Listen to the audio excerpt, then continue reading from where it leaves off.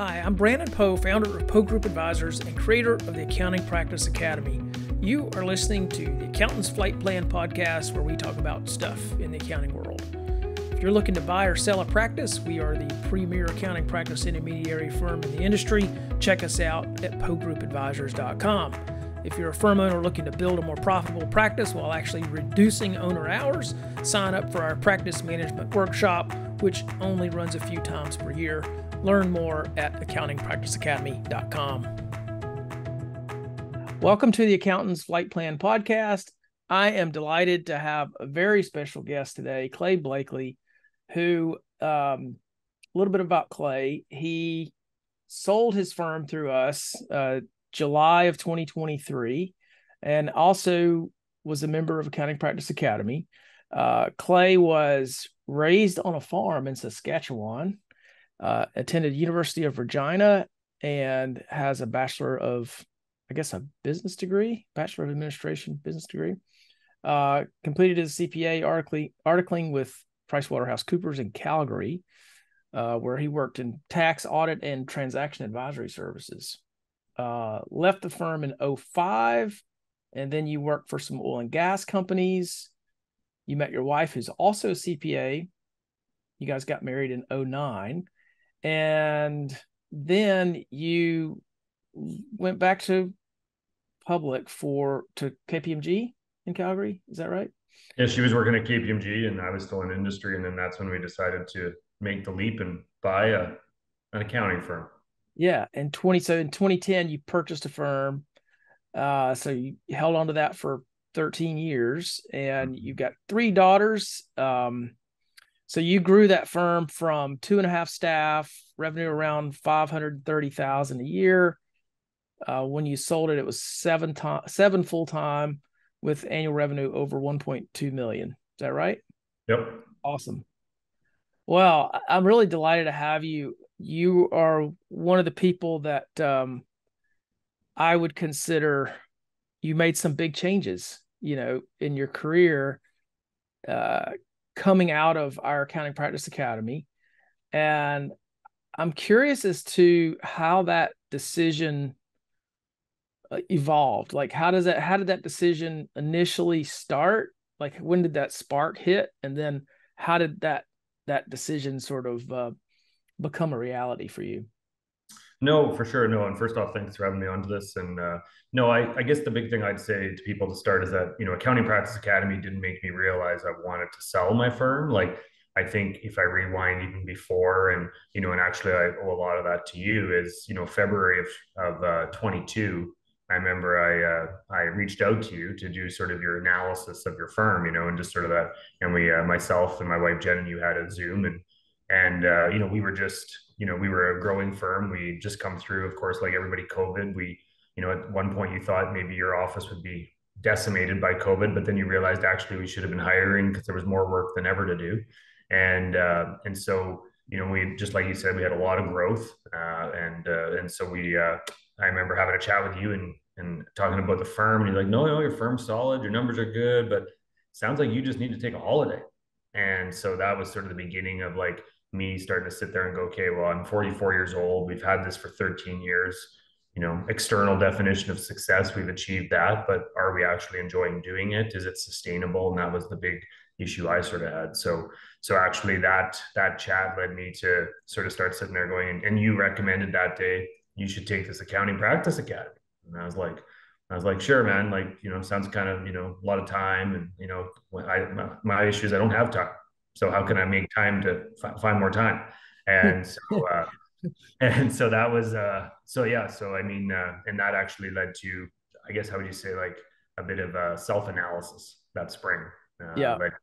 led to us making a decision that, I needed some more help. Yes, my wife was a CPA. We were working at it together, but as we're raising our family, you're just pulling the rope on too many ends, right? So I took, that spring, had a staff that was been with me for a long time. She was, so sort of made her an offer she couldn't refuse to become a manager to help me out sort of on my end of the work more, get a little bit better framework into the office. And then, and then actually that fall took APA.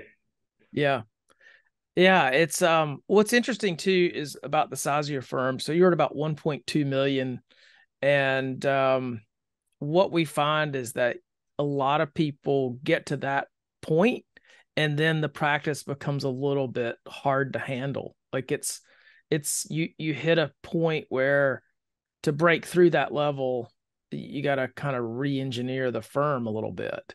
So it's a common little pain point. So what was your day to day like in the practice leading up to, prior to the sale? Was it hectic? Was it long days? Was it so many different decisions coming at you? Like, what was your experience as an owner, um, prior to selling? Yeah, no, and so I think ours was like, and the same thing, like you go through that survival phase, you're growing the business and and then yeah, we didn't really have a goal, right? And so the days were kind of just reactionary, would sort of be my term, right? And I mean in the end you're enjoying, we all enjoy adding new clients and having success and financial growth, but yeah, it was getting a little bit like, teetering is kind of how it was. Like if I didn't keep the gas pedal on max and and being super organized, then things would be behind, right? So we were like a conveyor belt at max speed, right? And so I was sitting there going, well, what do we do? And I was always a big fan of, I liked control and I liked a high quality product.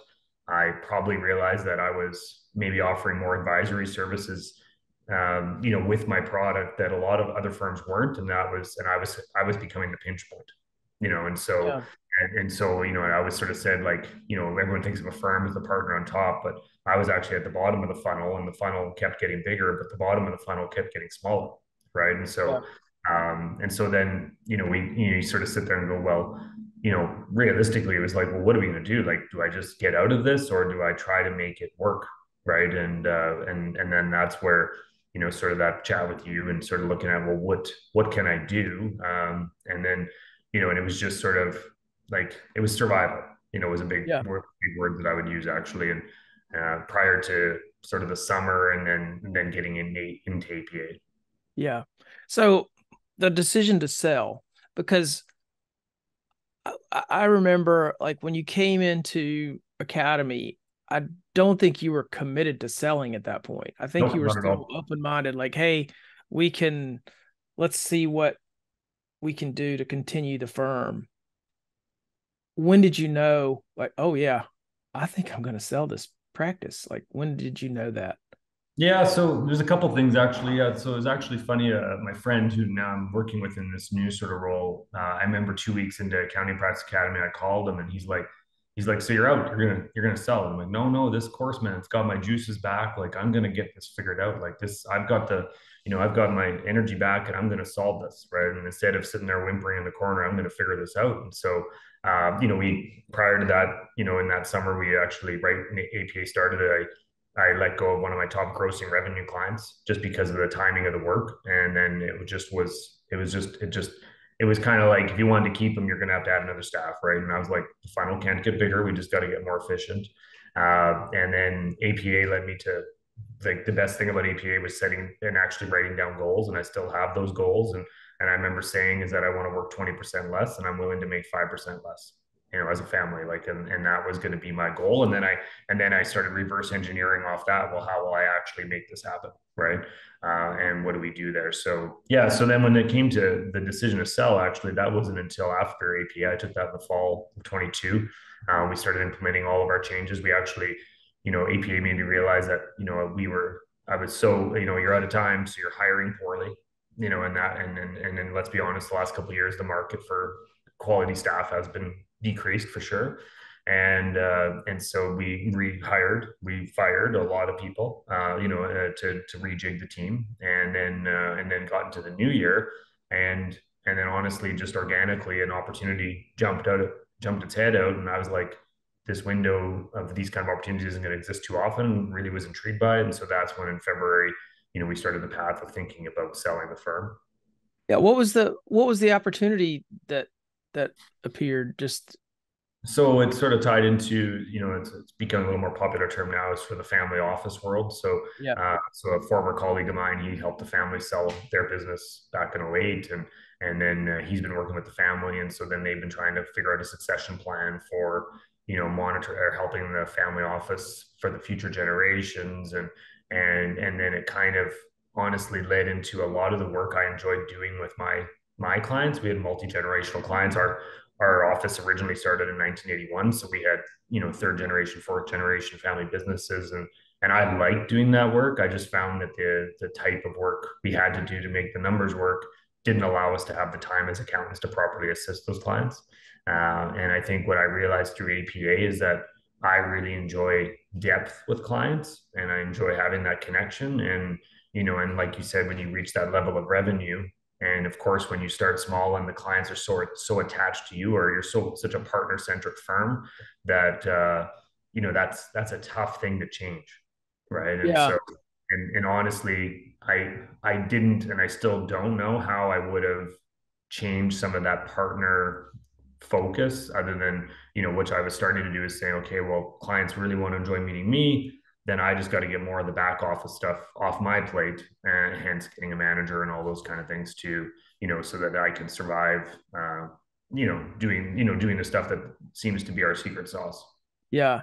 So I imagine when you were in your practice, you felt probably a little bit of internal conflict of like, hey, I really like to go deep and high quality and very relational with my clients.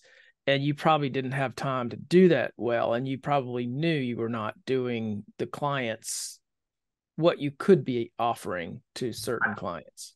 100%. Or if I was going to maintain that level of service, then it took an extreme amount of, and I don't want to use the term effort, but like, it was, you had to be on top of it. Right. And Yeah. so, and then and I mean, I'm just the kind of person like, I just sort of take those relationships pretty personal. Right. So in the end, it was like, well, I'd rather not do the work than do a poor job for them, is kind of Yeah. how my mentality was. And I mean, I think that's kind of probably why I never worked at a large firm, because that's not their mentality.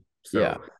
So that was an interesting struggle. But the APA, the neat thing was it just created focus, right? And so I mean, I was looking at some stats, like I was sitting there saying I want to make less money, but ironically, we did the 6 months in 2023 here ending June 30, which were during selling. Nobody knew that it was in public till July, and like we actually had gross revenues year to year go up 17%. We had our bottom line go up 23% because we just got more efficient, and we just started like looking at our pricing and looking at what we're offering and going like, you know what, let's just let's be more realistic of the service we're providing, and let's get respect in the value we're providing. Yeah.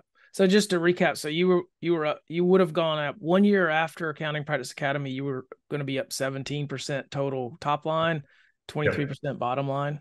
Yep.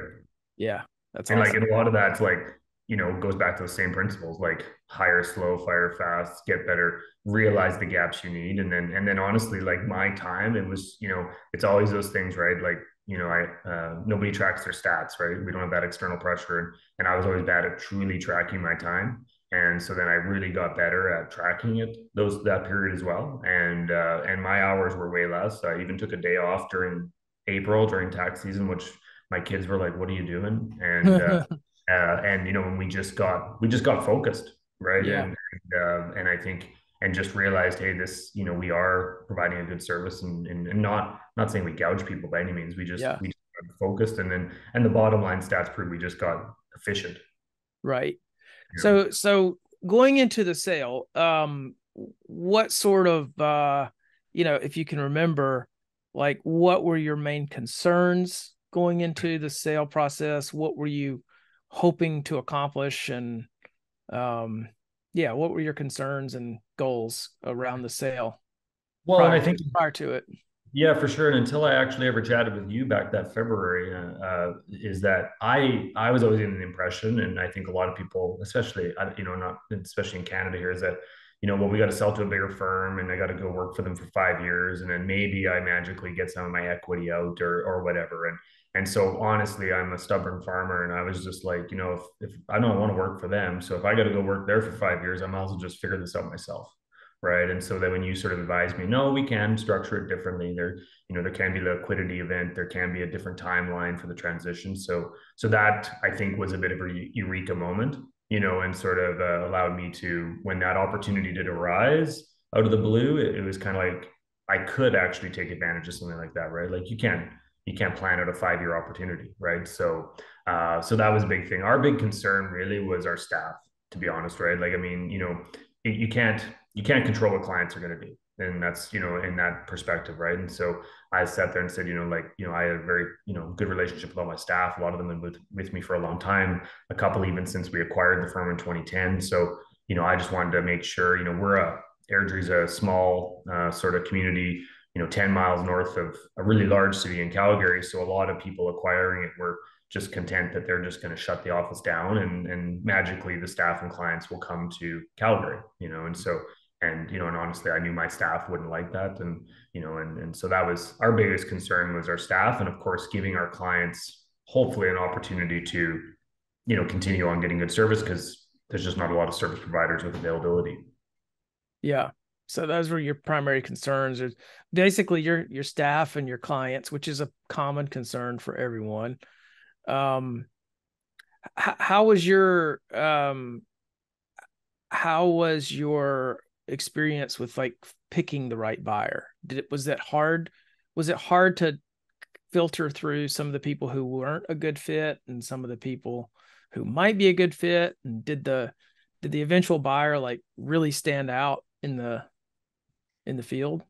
Yeah, and I mean, we were fortunate. We had a lot of intrigue early, and I guess what I found is we had a few that were very interested, and some of them I just found they were larger, and I just didn't think that kind of vibe meshed with it. We had a couple that were interested that were smaller or starting out, and I was like good luck, but I just think this is a little too much to chew off in case you're just coming out of left field, right? So what we enjoyed is I'm a big personality guy. So if I chat with you and I like you, it's probably going to work out. And so, good personality mix, especially with the managing partner of the acquirer. And then also they had a bit more bench strength, which I felt that we needed, and so like, cause I was always like, we just need to clone myself. And so they had multiple partners and had a focus like ours. And yes, they were in a different region of Canada, but not that it's the same issues and same clientele sort of. So that was our big thing, was that some you could tell like that vibe wouldn't match, Yeah. sort of weed created. And I mean, on the other hand, you have to respect that, what you created was yours. Right. And I think, in hindsight, and APA taught me a lot of that. And I sadly wish either one I would have used to acquire my firm in 2010, or I would have taken APA in 2011 if it existed then. But there was things that we did when we were transitioning the firm and acquiring it that really it worked out, but really we strategically could have done a little differently.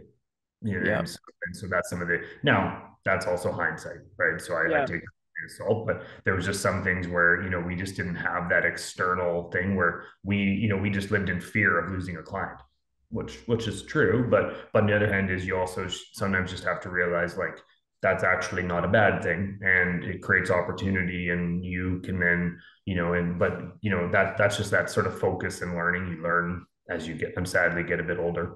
Yeah. So you had a different mindset in 2010 when you purchased versus 2023 when you sold. Your mindset had shifted. 100%. And my wife and I are like, she's KPMG, I'm PwC. Like, we didn't work at small accounting firms, right? And Yeah. so we kind of came into it and go, well, we'll just do what they did, but we'll do it better. And that worked. But of course you're in survival phase. You're trying to pay some loans off that you took out to buy a business. So but there was an inflection point there where actually we had done some of those things. I graded clients 3 or 4 years before on the personal tax side. We removed I guess it would have been about 20% of our T1s in 2020, and just sort of because they weren't part of our core, right? Yeah. And that was sort of our guiding principle that was sort of starting to, and then that's why it was kind of an interesting convergence. Like, I know now I've sold, but getting to know you and then getting to do APA, like, was kind of like that was that light bulb moment that everything was working towards. And so some Yeah. of that stuff we started on our own. But yeah, no, it's just that And I just feel it was an APA actually was a is a neat tool that actually I took a lot of those things, and as I was chatting with my clients, I'd bring up some of the concepts to them. You know, it didn't matter if they were running a plumbing business or a, you know, an insurance business, like, you know, that, you know, how do you take an unplugged vacation as an owner, and how do you get those, what are your goals, right? And just ask, and such a cool opening question to ask your client, and gets them thinking. And because sometimes as us, like, we just need a kick in the butt, right? So And they're probably clients are probably thirsty for that sort of conversation from their accountant, aren't they? 100%. And so, you know, and that was pre-sale there. I had some ideas of like, how could I take my current client base and maybe add a dimension of, you know, and I mean, I think that's kind of where our industry has to go, right? And that's the hard part about it, is like, yes, everything can be done much more quicker and efficient and technically, but where do we add value? And that's still, I think, through, you know, judgment and advisory and that external insight, right? Yeah. Yeah. How the sale occurred July. We're taping this as of December of 2023, so it's been almost 6 months, coming up Mm-hmm. on 6 months. So how has the transition gone? How has the dust settled? Did you end up meeting the goals that you had when you initially set out to sell? Yeah, you know, it's the first month was definitely odd. You know, it was odd to be in my office and not be the boss. That's for sure. Uh, Yeah, and it's a weird but feeling. it is weird. And then when I moved out, after a week, I moved out of my physical office and went to a different one. So that was good.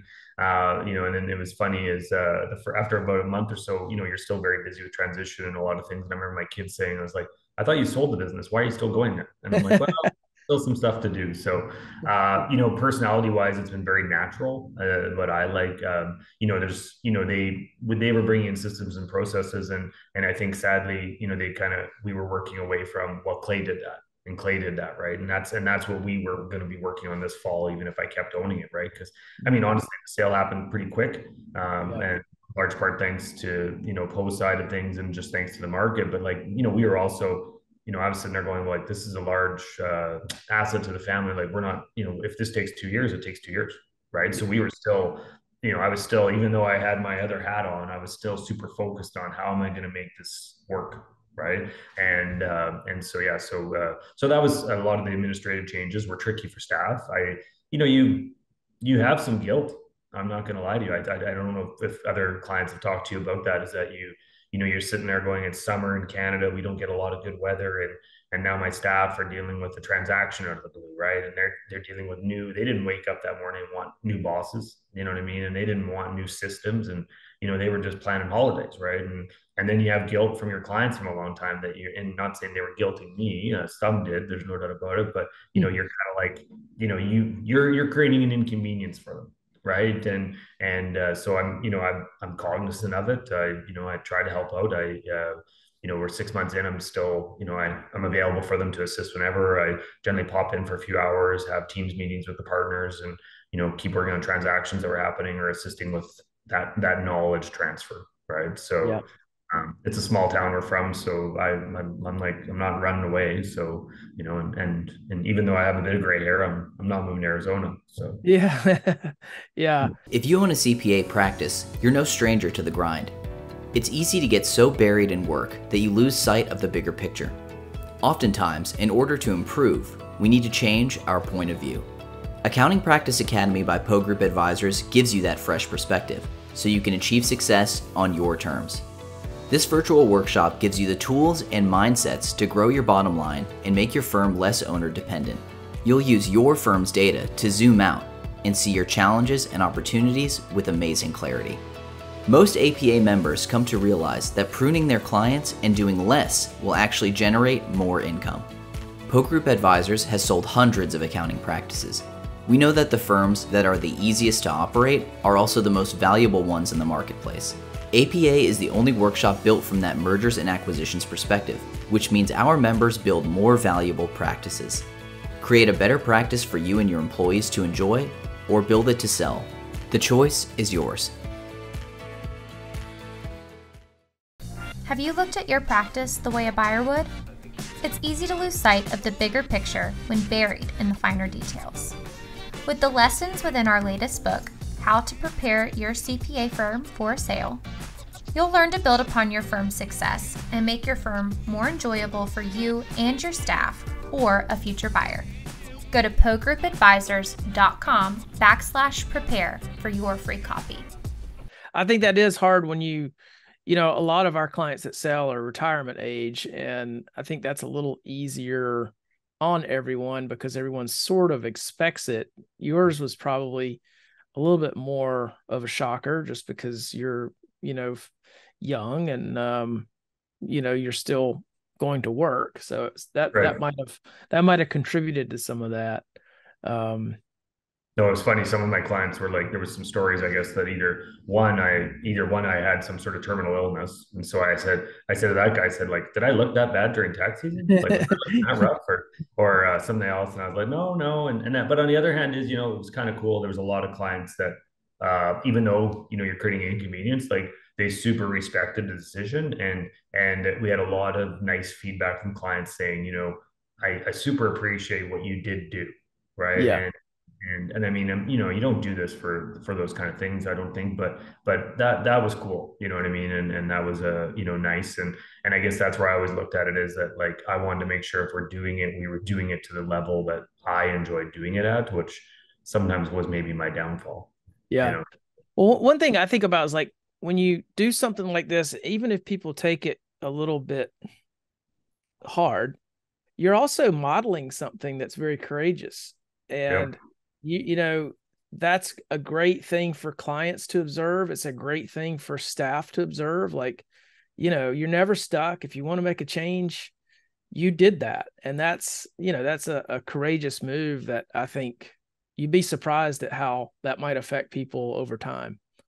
No, and I think too, and I mean, you deal with accountants mainly, and I think, and it's hard to make change, there's no doubt about it, and you hope it works out. But on the flip side is, like, I think sometimes we're just a little too scared to make that change, and so, but I agree, it doesn't, a lot of people are like, well, that's kind of cool. Cause I mean, we had owner managed clients that, not many people truly sell their business, and so, and I still go to it. Well, even if you don't sell it, make it so it's operating efficiently and you'll enjoy it more. So, right. But it was a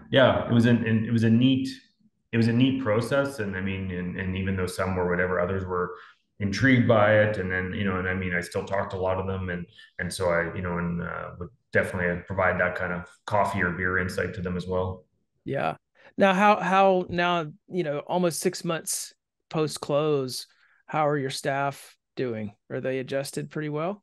They're doing a lot better now, right? Like that little bit, that first 3 months was tricky, and figuring out roles and and different processes, and of course, it's always like, when we start, well, nothing's going to change. Well, of course, stuff's going to change. Like, let's be honest, things always change, right? So I think we're kind of through a lot of that. I think it was a natural time of the year to do it, obviously, right? I know they've got plans, for the spring and sort of getting through that period of time. And so, yeah, I think it's, all the staff are still there, so now, Great. 6 months in, like, if somebody leaves, well, that's how life's going to be. Right. So, but no, I mean, I think it's going as well as it can be. I've only sold one accounting firm, so I think it's going okay. Yeah. Did you find you purchased, did you find that the structure, that sort of our company offers in the transition was helpful? Just some of that guidance and like that's where I joke, like, I wish I would have bought through you back in 2010. I think that would have been, like, even just your insight on looking at the firm we acquired, which was a good solid firm, but just some of the things that a person could do after, and how would you say, feel confident in making those changes, right? And that's what a lot of it is, right? Like, we just need that little bit of validation that our idea is the right idea, right? Yeah. I think that's what that APA side is. And no, and I mean, I feel it's kind of funny. And our APA group, we're like, yeah, we're classic accountants, we're all going to still chat every month, and we never chatted, right? And so, and some days I sit there and think, I guess I should send them an email and let them know what I did. But then I'm like, I don't know, like, I think everybody got great value out of whatever stage of their practice and career they were at, right? So and I mean, I don't know, and I don't want people to listen to this and go, oh, he took APA to sell his firm. I'm like, not at all, actually. Like, I took APA and to make my firm better. And in the end, I think I've actually made my career better, is my Yeah. actual out of it, right? Yeah. So not that I didn't enjoy my career as it was, but it's kind of given me some extra insight into how I want to do the rest of my career, I guess. Yeah. That's awesome. What, I guess, what advice would you give to a firm owner who's either contemplating a sale or feeling burned out? Yeah. I think you got to really go back to those goals. I think that's still the key, right? You really got to sit there and go, and then what is leading to that burnout, right? Like I think, and I don't think that's an accounting thing. Every business, right? Like I had a client once tell me, he's like, you're not growing, you're dying. I'm like, I don't know. Is that really true, right? Like, like I get it. You got to, keep relevant, but like there's so much external pressure. And I think the other thing is, I know in our area, especially in accounting firms, like people needed the service and you felt bad saying no, right? Like as bad as that is, right? Like you're just like, well, I can't do it. I just don't have time, right? And so I think you really have to figure out what is causing the burnout. You know what I mean? Is it like, and is it, have you been hiring poorly? Are you, is your systems off, or are you not focused, right? Like, are you trying to do, at one point we used to do audit services. We had 4 or 5 clients that were awesome charities. Like you'd go there, you'd get hugs. They were great people, but like it made no sense for us to do that work, right? Yeah. Like, I mean, so again, it goes back to those goals. I think is the real key, and then not feeling bad that you're feeling burnt out, Yeah. right? Yeah, right. Because yeah, there's sometimes guilt that well, I shouldn't feel burned out. I should just lean my shoulder in and keep on going, and you can do that for a little while, but you know at some point it's going to catch up, right? Yeah, and I think it's also just that thing of like, I think we all know when there's nothing wrong with being a little bit pushed to the brink, right? But I don't know. I think everybody knows when they've gone too far, personally, right? Yeah. And I think again, it just takes that confidence to go like, like do your analysis, like who's making you money, who's losing you money, and it's super tough, especially where we were in a small town. But like you gotta fire some people, right? Or make some changes, or add the staff, or take, you know what I mean? Yeah. It's just that we get very comfortable not making that change, and then I think accountants are probably the worst. That we're so knee deep in the business that we actually don't actually think about our business enough, especially when we're not as part of a bigger chain of firms that sort of focus us to do that or force us to. Like, Yeah. we're like, well, we got to April 30th. And it's like, and then I'd always joke, I'm like, well, hopefully we forget how bad it was so we can just do it again next year. Forget. Yeah. What was, you cited the trajectory that you were on before the sale. What do you think, was there like a couple of key actions that you took that were sort of the linchpin actions that opened the floodgates for changing in the right direction for the firm? Were there like a couple of major things that you did that were pivotal? Yeah, I think the biggest one was understanding that the current system we were operating to get that level of work done was not sustainable, right? So, and then doing that like reverse engineering of like, okay, I set my goal, or I like, why is this not working? Right. And so then one of that was, well, how can we make it so I enjoy doing the parts I enjoy, right? And hopefully make it more fun. That was the big aspect. And then starting to realize, okay, well, what is causing our problems, and then you start realizing that, like, our resources that we currently have employed are weak, right? And Yeah. we brought in people that needed more training, but like we're not an office that has that abundance of time to train, right, or to assist, right? So that was the big focus. Kind of, it's kind of like, well, what is the root cause, instead of just understanding the actual ending that was the pain point, I guess. Yeah.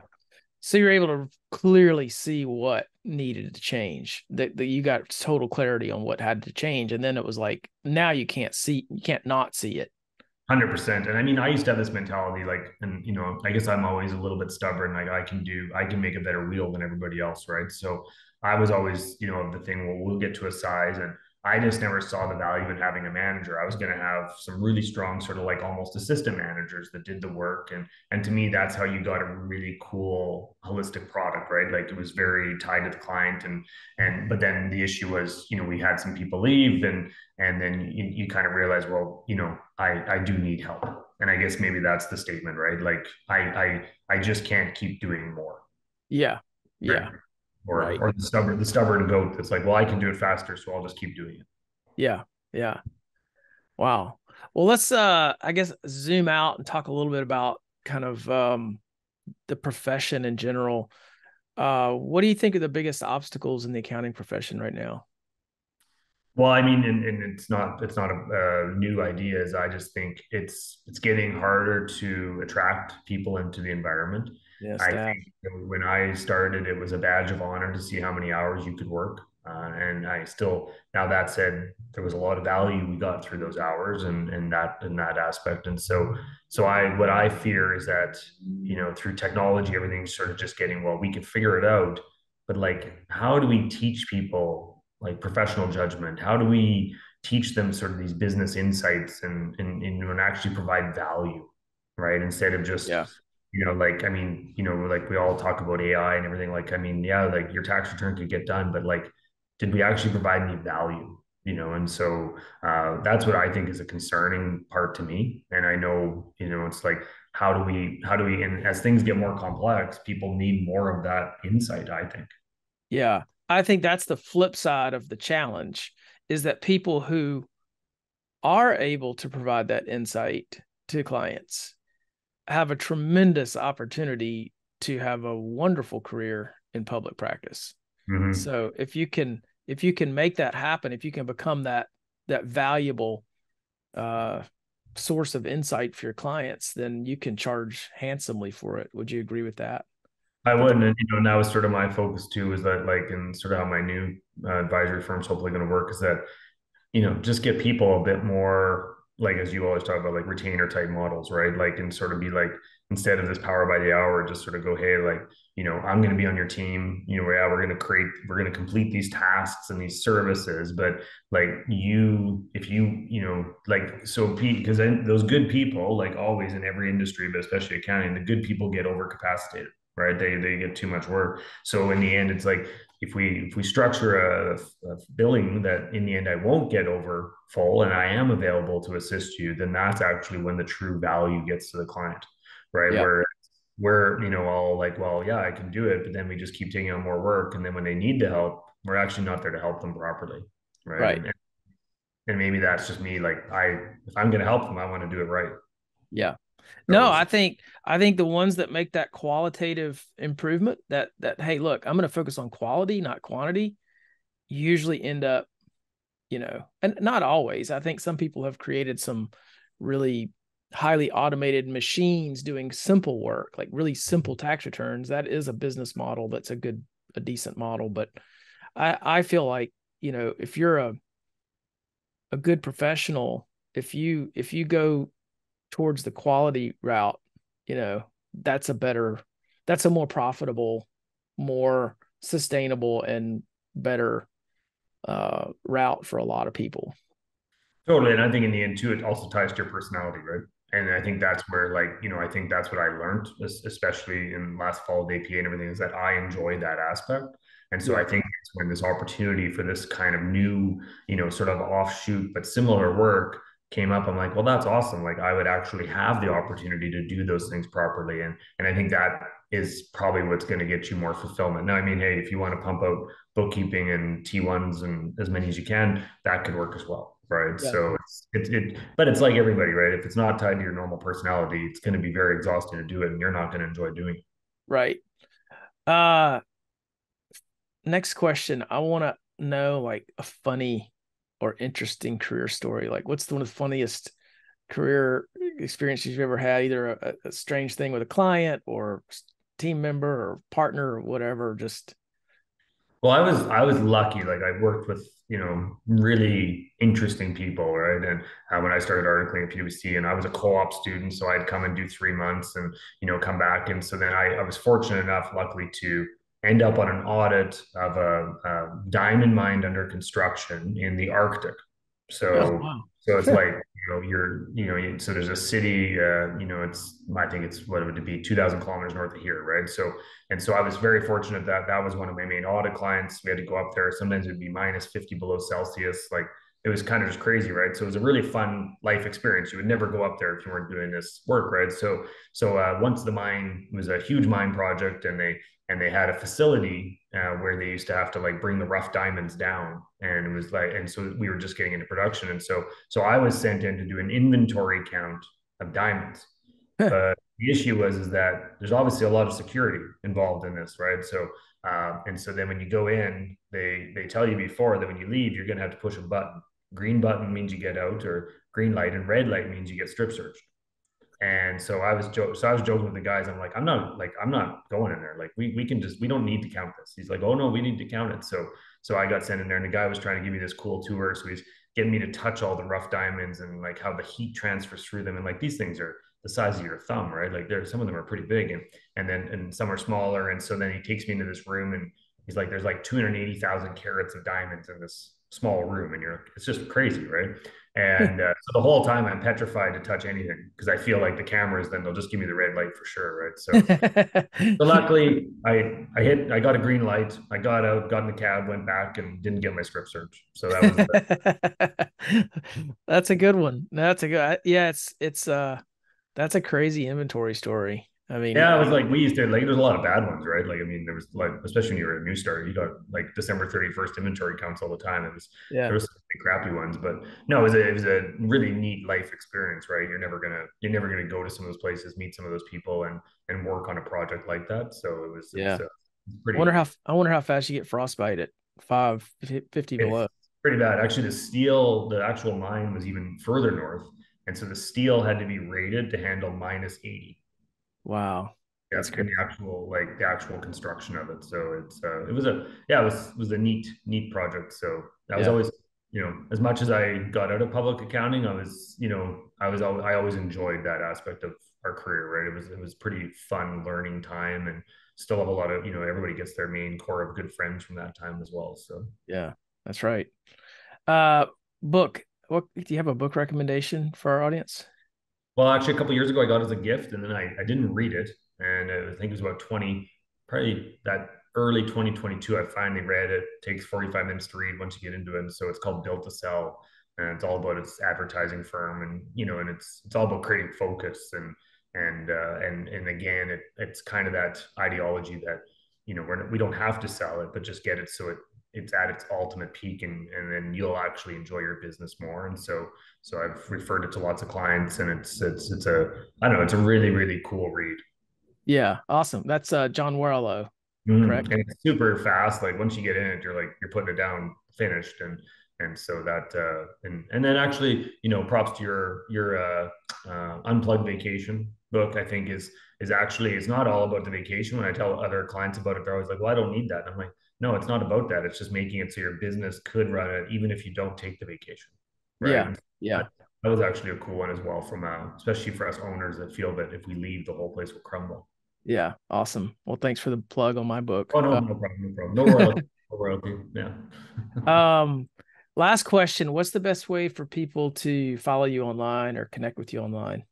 Well, I'm actually not much of an online guy, and I have to probably get more of that. Maybe in my new life, I've always been sort of anti that. So, we're just sort of setting up a new advisory firm. It's going to be called Holland Creek Family Advisors. So that we're launching all that in the new year. So that'll be coming up at that time. And so that's kind of where we're at. But okay. So I'm sort of I guess I'm not anti, I'm just organic. Yeah, fair enough. Well, do you have a website yet for that new? Not yet, actually. We're just working on that because we're sort of just starting that all up in the new year. So, okay. So we're kind of we're in our dark phase, I guess that's what we call it. Yeah, in the startup phase. That's right. Yeah, again. Awesome. Well, Clay, thank you so much for joining us. I think I'm sure our listeners got a lot of value from everything you've said, and thanks for hopping on. No, thanks for having me, and again, thanks for all the insight and assistance over the last couple of years. Thanks for listening to the Accountant's Flight Plan podcast. If you like what you heard today, please follow us so that you can get updates when new episodes are released, and share our podcast with your friends and colleagues. You can also follow Poe Group Advisors on social media. Please visit our website for more information at poegroupadvisors.com.